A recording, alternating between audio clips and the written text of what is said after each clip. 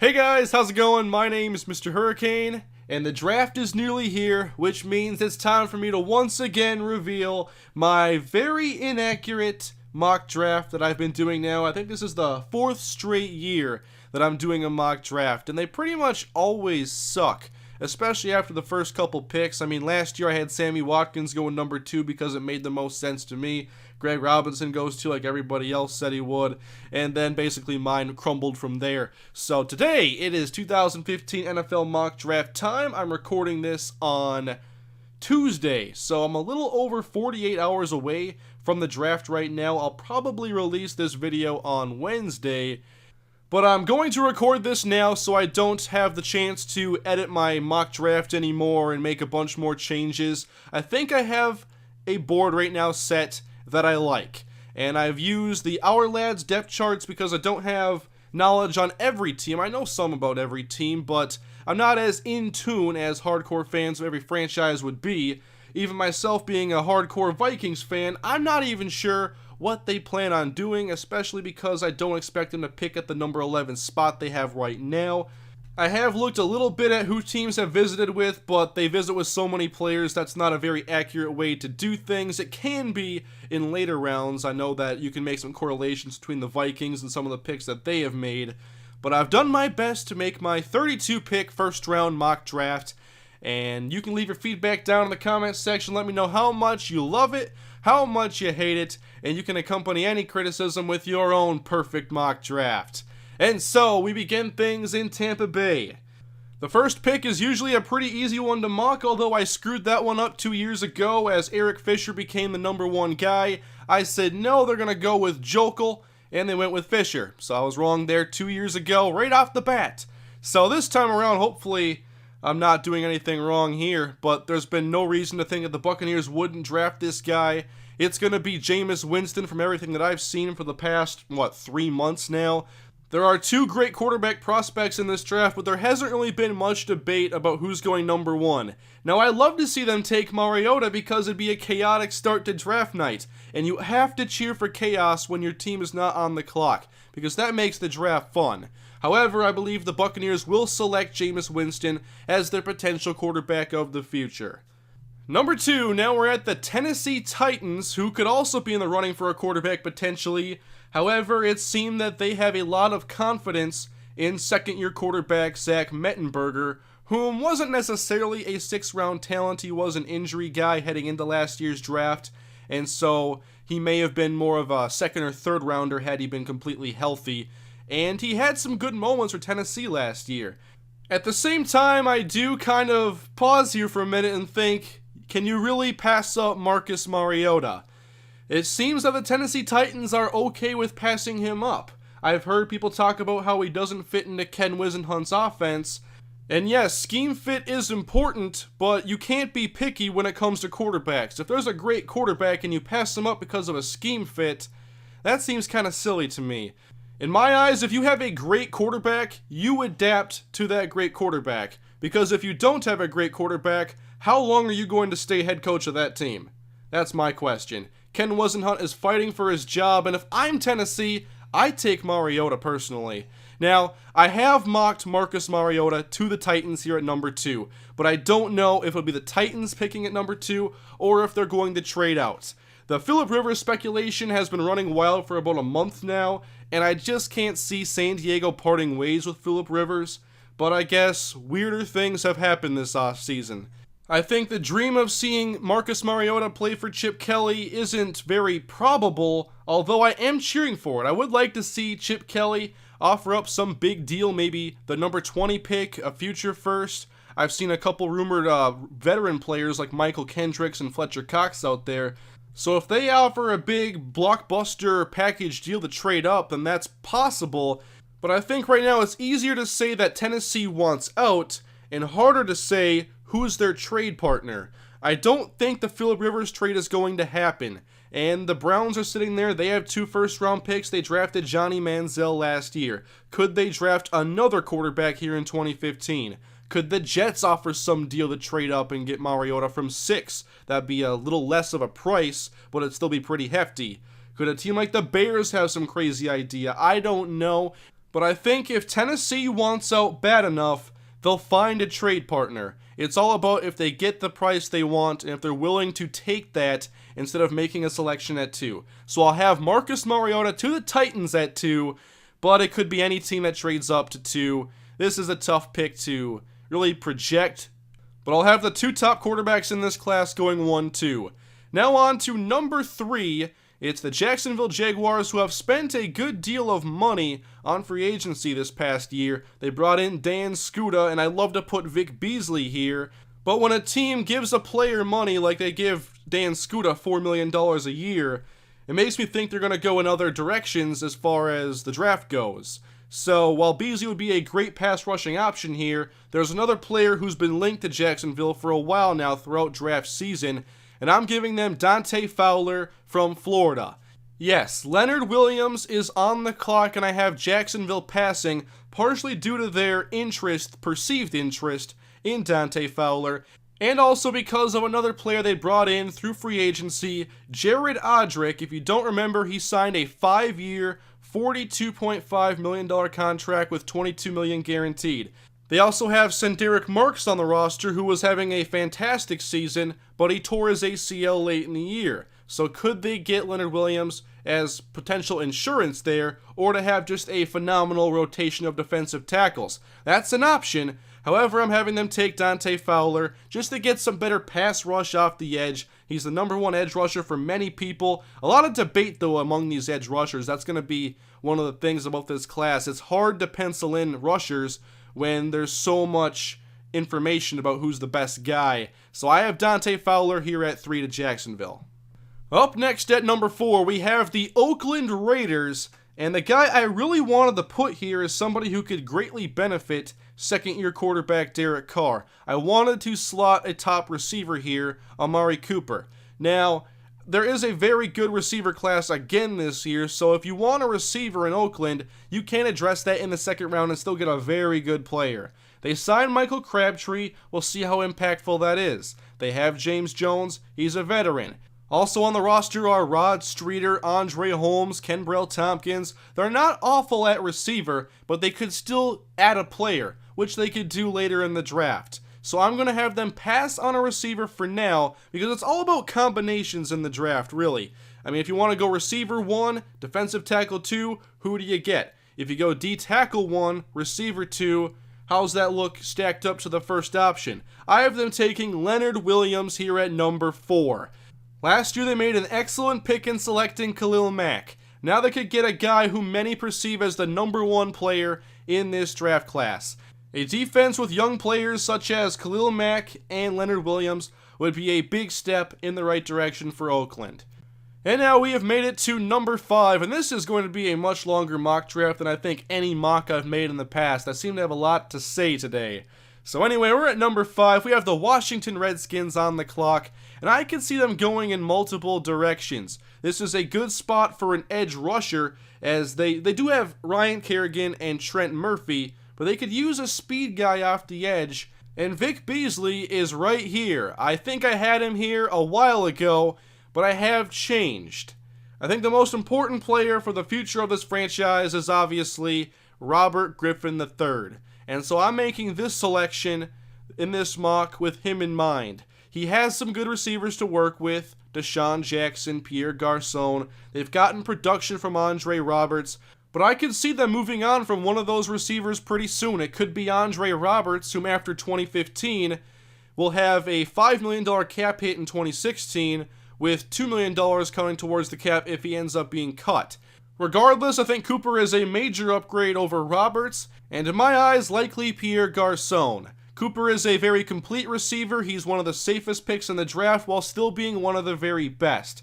I think it'd be very smart if Washington took Amari Cooper right here to give them a very reliable option for RG3 and a high-quality starter for many years to come. So that's kind of where mine might shake up a little bit. Some may have a pass rusher going here. I've seen even Brandon Scherf mock this high, and they could use some line help. However, I'm going to give them Amari Cooper. So now we're going on to the New York Jets at number 6. I've also seen talks about an offensive lineman here. I read reports about Andres Pete perhaps being the guy in this spot. I'm going to give them an edge rusher.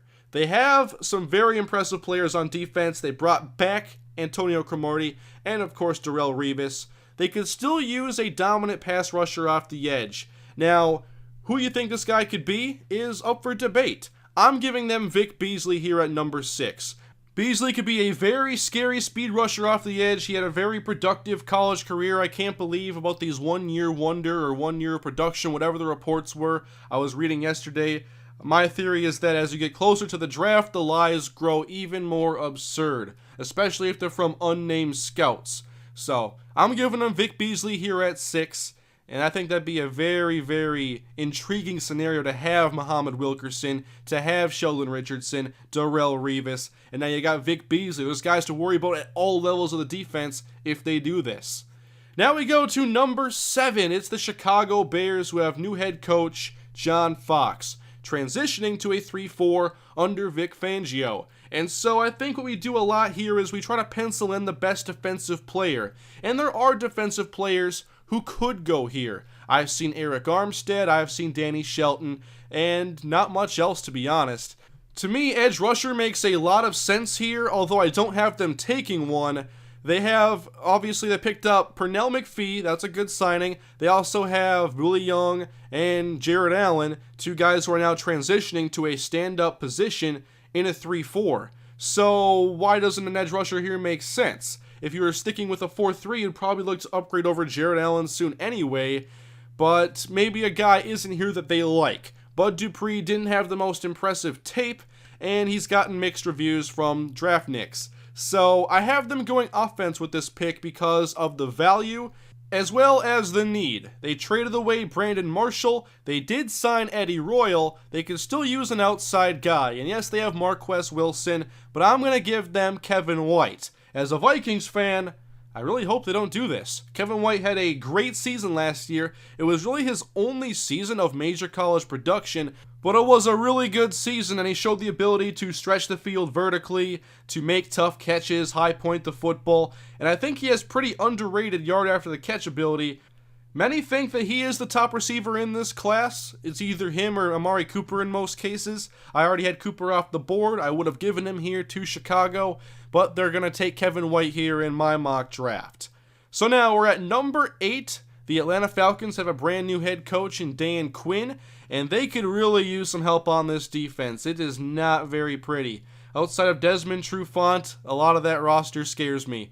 They did do some good things in free agency, but they could still use a pass rusher off the edge. This is where Bud Dupree comes off the board in my mock draft, although it could be another edge rusher if one falls like Vic Beasley, or if they still prefer a guy like, let's say, Shane Ray, Randy Gregory.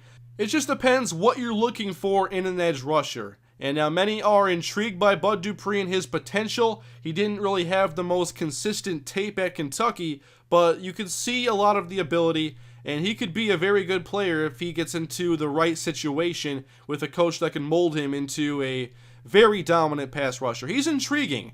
I'm not a huge fan of him, but I do see the potential. So Bud Dupree here to Atlanta. We move on to number 9, the New York Giants, and I have them going offensive line. Now, a couple years ago, they drafted Justin Pugh, who was an offensive tackle / guard prospect, played a lot of tackle last year, and there's talk about him moving inside. Now, once again, with this offensive line class, to me, it's Brandon Scherff and La'el Collins as two of the most intriguing options, and then it's what do you prefer at this position?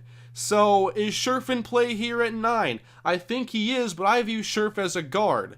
Is Collins in play here? He could be. I think he's a tackle, and now I'm hearing things that he could be gaining weight to play more guard. I believe both could be very good guards, and I think that the Giants want to go more tackle in this spot, so I'll give them a guy who's only being talked about as a tackle. I've seen him mocked in the top 10, I've seen him mocked in the 20s. It just depends who they prefer. Is it Eric Flowers, TJ Clemmings? I have them taking Andres Pete from Stanford here at number 9. If they view Brandon Scherff as more of a tackle, he could easily be the pick right here, but I have them taking Pete. He has very good size, he moves very well, but he's one of the guys in this class who's often debated about whether or not he deserves to go this high in the draft. I have him going here at number 9. We'll see how this tackle class plays out, because to me it's very hard to predict. So we'll go now to number 10. The St. Louis Rams are on the clock. Another year, another draft where the Rams could take a wide receiver, but I don't have them addressing that here in the first round. They addressed offensive line with number 2 last year. I will have them do that again this year with Brandon Scherff. It'll be the second year in a row they draft a guard/tackle prospect. Although Greg Robinson more of a tackle, I think Scherff is more of a guard. He could be a very nice run blocker for them. Although this could be a spot in the draft where things just go completely insane.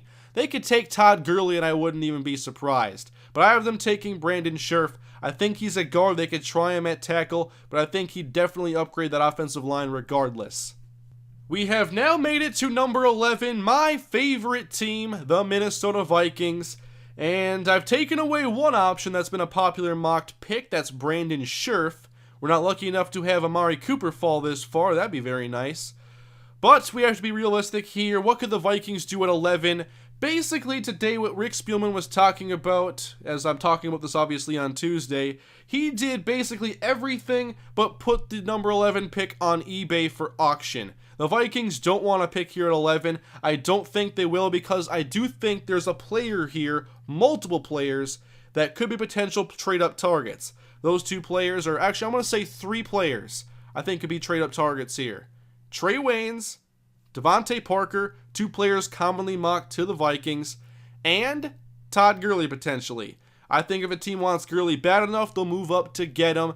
And the Vikings want to move down, they want to gain more picks, and so the Cleveland Browns, the Dolphins, I could see the Texans moving up. To me, best case scenario is there is a big bidding war for the trade up between the Browns, Dolphins, and Texans for Devontae Parker. The Browns are 1 pick below Minnesota, so that could be an easy option right there. They've done that already twice now in the past 2 years. Or is it 3? I can't even remember. Anyway, I'm giving the Vikings Devontae Parker at number 11. I don't think receiver is a major need, although they need answers at wide receiver. What's Mike Wallace going to bring to this team, and do you pay him beyond this year? Can Cordell Patterson step his game up after a bad second season? What more can we expect from Charles Johnson? Jarius Wright? I don't have any questions about him. He's solid. So we'll see. Maybe they take Devontae Parker to give them just plenty of receiver options to see who can make the cut and who doesn't. People talk about the chemistry between Parker and Teddy Bridgewater. I don't think that is as important, although it could be beneficial. We'll see. Parker is a very good receiver. I do like him. I think he's the 3rd best receiver prospect in this draft, and I'd be okay with the Vikings taking him here at 11, but I don't think the Vikings actually pick at 11, and I do want them to trade down. Now we move on to number 12. The Cleveland Browns are on the clock, and I don't have one of the top 3 receivers falling here. Otherwise, I would give them Devontae Parker. So at number 12, I'm giving them a defensive lineman commonly mocked to them, Danny Shelton. Now, Shelton could go earlier. He is viewed as the best nose tackle option, or one of the best nose tackle options. There's a lot of debate about this guy as well. So the Browns could use some help on their defensive line. They will take Danny Shelton here in my mock, and then make another selection at 19. We move on down to number 13. The New Orleans Saints are on the clock, and they also have 2 picks in the first round, and they could use some help on their defense, so that's what I'm focusing on here with their first selection. This is one of the picks that I struggled with because I want to give them an edge rusher here, and the value seems to be there. Randy Gregory and Shane Ray were highly touted edge rusher prospects. However, Gregory has questions about his weight, and then obviously he failed the combine drug test, and then Shane Ray gets arrested just yesterday, only a few days prior to the draft. So how far do these guys slide? Do they slide, that is, and how far do they if they do? And now what order do they go in? I'm not really sure how to predict this. I'm just going to slot Randy Gregory right here. This is one of the picks I just don't feel all that confident about, but it seems to fill a need and provide value. So we move on. We are almost halfway through. Number 14, the Miami Dolphins are on the clock. I definitely think they are a team that is likely to trade up, whether it be into the top 10 for Kevin White, to the Vikings at 11 for Devontae Parker. I think they want a receiver, but one isn't here. When I look at this roster, I see some need at cornerback. They have Brent Grimes, who is playing phenomenal. He turned 30, had the Achilles injury. I was wondering how he'd come back. He came back just fine. Grimes seems to be a very solid starter. We'll see for how much longer, but they could still use some corner help, and that's where we're going to go with this selection. Again, I think cornerback is what do you prefer? Who is your type of corner? I won't be surprised if Kevin Johnson is the first corner off the board, maybe Jalen Collins, Marcus Peters, Trey Waynes. I am giving the Miami Dolphins at 14 Trey Waynes. He has the speed to run with receivers down the field. He uses the sideline very well. However, he's very grabby and could improve his technique on those in-breaking routes. These corners certainly don't come without their flaws, and so Trey Waynes needs some development, but here he is, the first cornerback off of the board in my mock draft. It could be another corner if they feel there's a better scheme fit or just a better talent. Maybe they take Marcus Peters. I got Waynes going here. Now at number 15, the San Francisco 49ers. They have had Patrick Willis retire, Chris Borland, and now perhaps Justin Smith could also be retiring. So they could address inside linebacker. They will at some point most likely, but they could also use some help on their defensive line. A lot of people are very high on this guy. He's regarded as one of the best 5-technique defensive linemen out there. I have them taking Arik Armstead from Oregon, as many think he has a very high ceiling and could provide great value here at 15. Moving on to 16, the Houston Texans are on the clock. And this is another part of my mock draft where things start to really change. I think they could be in play for a receiver right here, and one of the best guys available could be Breshad Perriman. I don't have them taking Perriman or any other receiver in this spot. To me, this is not a need, it's value, and it could be tremendous value. I have the Houston Texans selecting Todd Gurley at number 16, the return of the running back to the first round of the NFL draft. Of course, they do have Arian Foster, and he has had his injury concerns, as well as Gurley, so that makes it a kind of interesting scenario if they would even pick Gurley, but the value here is so great, and Gurley is one of the best running back prospects in a long time, and so if they're both healthy, what do you have? You have a great 1-2 punch in Foster and Gurley. The quarterback situation needs to be sorted out, but until then, you could rely on a very strong running game with two great running backs. Foster and Gurley could be a very interesting tandem, and then perhaps Gurley becomes the guy when Foster is no longer the number one back in Houston. So that's going to be my pick at 16. Now we go to the second half of the mock draft. We have the San Diego Chargers on the clock. We'll see if the Phillip Rivers trade actually does happen or if they stay at 17 and make a selection. I have them selecting Melvin Gordon at 17. Another running back comes off the board immediately after Todd Gurley. Now, yes, they could address running back later in the draft. This is a very good running back class, but I think there are only two guys who deserve to go in the first round. Perhaps the Chargers go in a different direction here. I've seen perhaps offensive line as a spot they could go for. I do think they could also address that in the second round, and they could also take a second round running back. We see surprises every year in the draft, and perhaps Melvin Gordon going here immediately after Todd Gurley is one that could happen. Now at number 18, the Kansas City Chiefs are on the clock, and I'm not mocking them a wide receiver, especially one who primarily wins his battles downfield. They don't need to do that here in the first round. Although they should get a receiver no later than the second in my eyes. I have the Chiefs selecting La'el Collins, who offers guard and tackle flexibility. I could see him easily going much higher in the draft. Even the first offensive lineman off the board wouldn't surprise me one bit.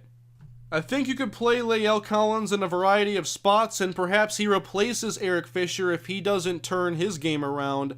So to me, this is great value and great need all wrapped up in one. Now we move to number 19. It's the second selection for the Cleveland Browns. I had them selecting Danny Shelton earlier after missing out on Devontae Parker. So here at 19, I have them going receiver. Now, I've heard a lot of reports about Philip Dorsett going in the first round. I'm still going to be surprised if he does, although I do think he's a good receiver. I have the Browns going here with a downfield option. He's got the size, he's got the speed, needs to improve his route running. I have them taking Brashad Perriman from Central Florida. He definitely soared up draft boards this year. I watched him last year actually quite a bit when I was watching Blake Bortles and all the quarterbacks, and I was definitely intrigued. Wasn't sure he'd be this high of a prospect, but height, weight, speed guys with his kind of ability, they get hyped. I think the Browns could really use a dynamic playmaker, and I thought that the connection here with Perriman made a lot of sense, although I could see them going in other directions as well. Moving on now, we've reached the 20s. It is the Philadelphia Eagles on the clock. They've had a pretty interesting offseason to say the least, and so what does Chip Kelly do here in the first round? Could he actually get the trade to work to get Marcus Mariota? Well, I'm not mocking that here in my mock draft, not doing trades. I do have a couple picks that are potential trade targets in these spots. However, down here, I'm just going to be mocking players to the teams that are on the board. And so, the Philadelphia Eagles here at number 20, I'm giving them Marcus Peters, cornerback from Washington. Many believe that Peters is the best cornerback in this class. I had one cornerback going prior, and it's hard to see only two cornerbacks going in the top 20, but it's a mock draft and things are weird and whatever. So we have Marcus Peters here at 20. That Pac-12 connection stays alive for Chip Kelly. He's drafted plenty of players he's coached and played against. I could also potentially see Byron Jones or maybe Nelson Aguilar, receiver from USC, being an option here. However, I think Peters provides the best value, as they could pair him up with their free agent acquisition they paid big money to, Byron Maxwell. So we move on to 21. It is the Cincinnati Bengals, who could be in play here for an offensive lineman. I've heard talk that they could move on from Andre Smith pretty soon. Obviously, Andrew Whitworth isn't very young. They did keep Clint Bowling. That was very big for them. So I don't have Lael Collins falling here, otherwise he would be the selection. Edge rusher could be another option here, although they did bring back Michael Johnson. I'm giving another good value pick here to the Cincinnati Bengals in Malcolm Brown, defensive tackle from Texas. I could see Brown perhaps being a starter or being a valuable rotational piece, and I think he'd be pretty tough to pass on at this spot. Moving on, we have the Pittsburgh Steelers at 22. This is a pick I've kind of gone back and forth many different ways with, but I've finally narrowed down my choice. I have the Steelers selecting Landon Collins, safety from Alabama. Obviously, Troy Polamalu retired, and so it's easy to just say take the best safety to replace him, but it really is a good fit. They could use a safety, and Collins fits as a strong safety that could play downhill. And the guy that our lad's depth chart would put in there right now is Shamarko Thomas, and he only played 2 snaps last year, so it looks like strong safety is a position they could address first in the draft, although I could see them going edge rusher, and I still have Shane Ray on the board, so that's another option. However, I have them going with Landon Collins. This is not a very strong safety class, so if you have a big need at the position, you might want to address it early on. We'll move on to number 23, the Detroit Lions, who had a great defense last year. As a Vikings fan, it's probably the best Lions defense that I've ever seen, at least in my memory. They did lose Sue and Nick Fairley, and there are other needs on this defense. They brought in Haloti Ngata, that was a strong move, but I still think they could strengthen their secondary, which I've probably been saying forever. They had great safety play last year, but I think they could use an upgrade at corner, and down here late in the first, I think that's where the value lies. I have the Detroit Lions selecting Byron Jones, cornerback from UConn.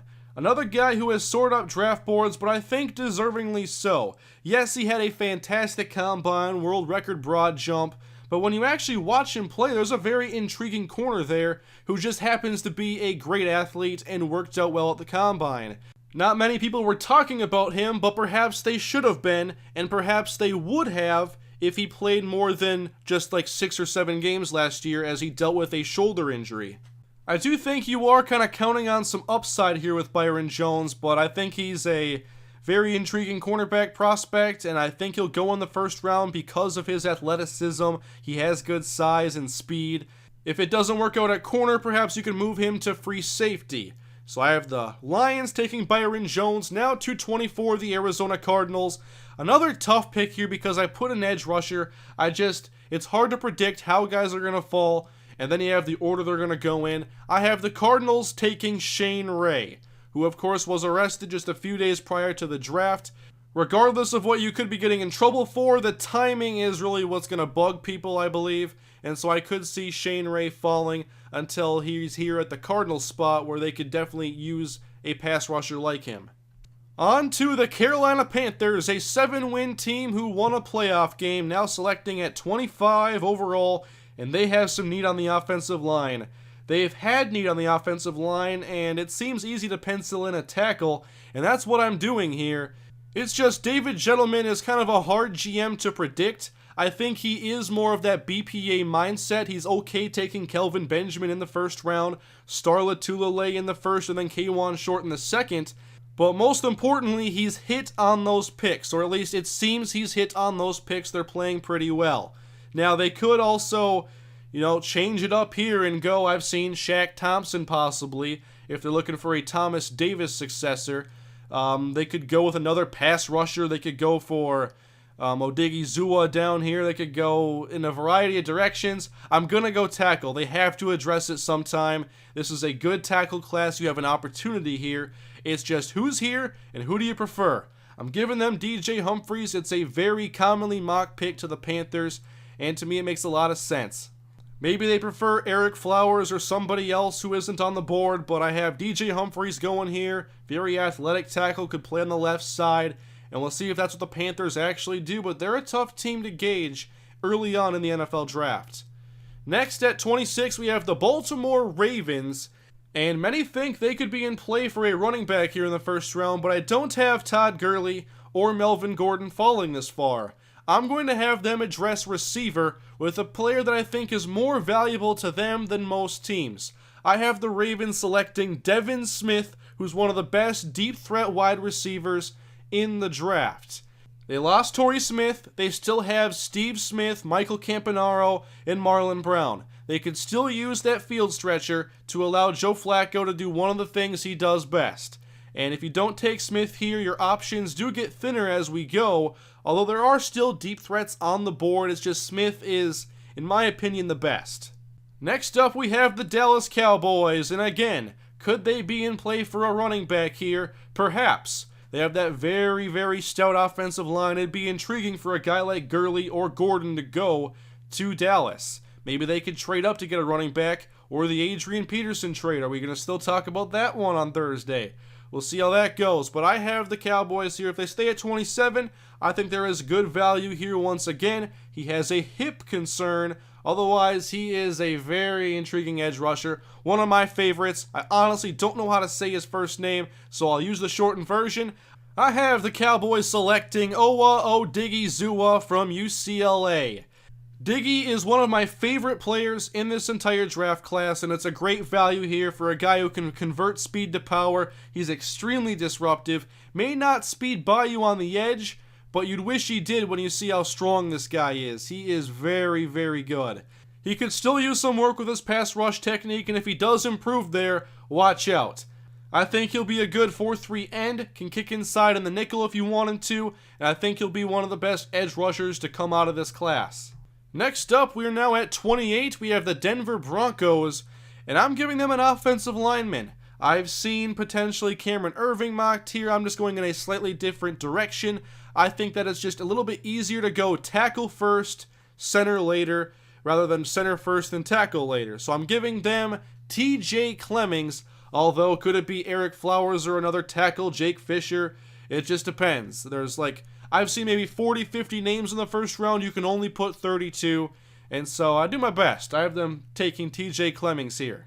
I think Clemmings fits a need, although they could go in other directions here. Maybe they're in play for a wide receiver, although they drafted Cody Latimer last year, and I do like him. Maybe a tight end, Max Williams. Could he be a first-round pick? Perhaps if a team really wants a tight end, they'll take him here late, or maybe a trade up to get one of the best tight ends in this class, which isn't particularly strong. I like Max Williams a lot, but I do have TJ Clemmings going here, not Williams replacing Julius Thomas.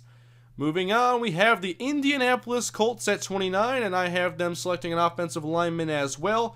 I'm giving them Cameron Erving, center from Florida State. I've seen Demarius Randall mocked here, and there's talk about him going into the first round because safety is a thin position this year. A lot of people are high on Demarius Randall. The Oregon State game, watch that one. It's a scary one. His play against the run needs to improve, although you're going to mainly draft him to be a free safety who has some coverage ability and range.